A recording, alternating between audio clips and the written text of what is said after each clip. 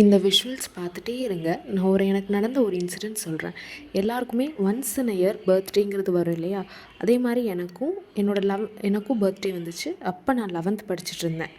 அப்போது ₹1 சாக்லேட் வந்து எப்பவும் போல் கொடுக்க வேணாம்னு சொல்லிட்டு ஒரு சேஞ்சுக்காக ₹5 டைரி மில்க் வாங்கி என்னோடய பேக்கில் போட்டுட்டு போயிட்டேன். அதே மாதிரி நான் எல்லாருக்குமே வந்து அந்த டைரி மில்க் கொடுத்தேன். அப்போது நான் ஒருத்தவங்களுக்கு கொடுக்கும்போது வந்து அவங்க என்ன கேட்டாங்கன்னா, "என்ன குட்டியாக தர? ஒன்று தான் தர, நிறையா வந்து ஒரே பாக்ஸில் போட்டு கொடுத்தா நான் வந்து நிறைய 2, 3 எடுத்துப்பேன், நீ 1 தரையா?" அந்த மாதிரி கேட்டாங்க. அவங்க வந்து அதை வந்து விளாட்டா தான் கேட்டாங்க. ஆனால் அதுலேருந்து நான் என்ன அப்சர்வ் பண்ணேன்னா, அது நான் எப்பவும் போல் நான் அந்த ₹1 சாக்லேட் கொடுத்துருந்தேன். அவங்க 5 எடுத்திருந்தா கூட அது வந்து ₹5 தான் வந்திருக்கும். ஆனால் அது வந்து அவங்களோட கண்ணுக்கு வந்து நிறையா இருக்குது அப்படிங்கிறத வந்து சொல்லியிருக்கும். இதே வந்து நான் அந்த ஒரு ₹5 டைரி மில்க் கொடுக்கும்போது அதோட டேஸ்ட், அதோட ப்ரைஸ் அது எதுவுமே வந்து அவங்களோட கண்ணுக்கு முன்னாடி வந்து தெரியல.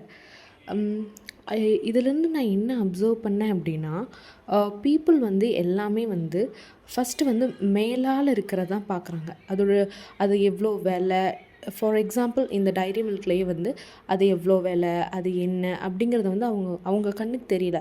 ஒன்று தான் தரேன், குட்டியாக தரேன், நிறையா தரல அப்படிங்கிறது மட்டும்தான் அவங்களுக்கு தெரியுதே தவிர அதோட விலை அதெல்லாம் எதுவுமே தெரில. இதுலேருந்து நான் என்ன அப்சர்வ் பண்ணிக்கிட்டேன் அப்படின்னா, பீப்புள் வந்து எல்லாமே வந்து ஃபர்ஸ்ட் வந்து மேலால் தான் பார்க்குறாங்கிறத புரிஞ்சுக்கிட்டேன்.